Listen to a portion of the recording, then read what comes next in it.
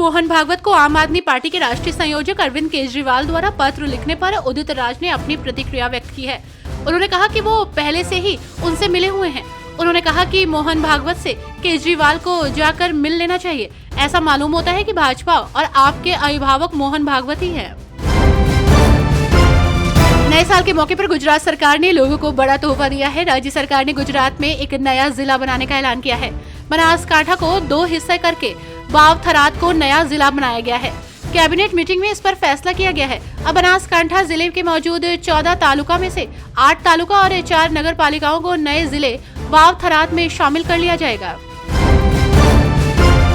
केंद्रीय रक्षा मंत्री राजनाथ सिंह की अध्यक्षता में हुई बैठक में नए साल 2025 को रक्षा सुधारों का वर्ष घोषित किया गया। इस दौरान कहा गया कि इस साल रक्षा क्षेत्र में कई बदलाव के संकेत लेकर आया है।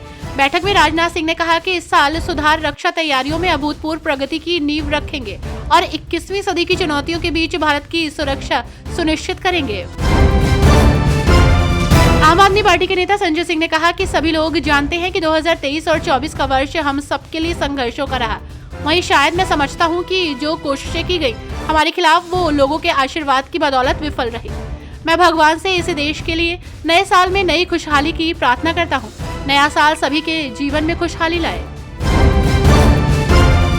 महाराष्ट्र का सियासी पारा इन दिनों 7वें आसमान पर है। वहीं इसी बीच महाराष्ट्र नवनिर्माण सेना प्रमुख राज ठाकरे ने साल के पहले ही दिन आक्रामक पोस्ट किया।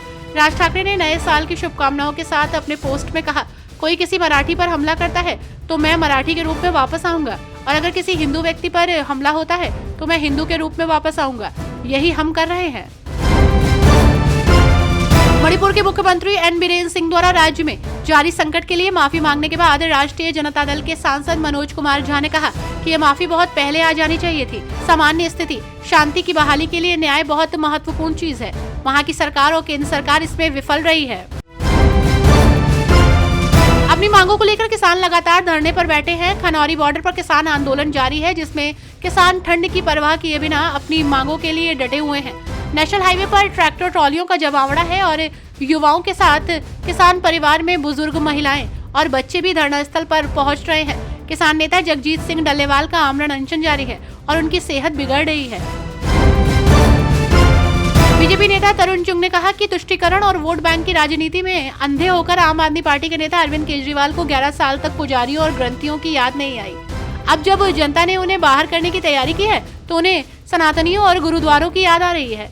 जनता पूछ रही है कि 11 साल तक अरविंद केजरीवाल कहां थे।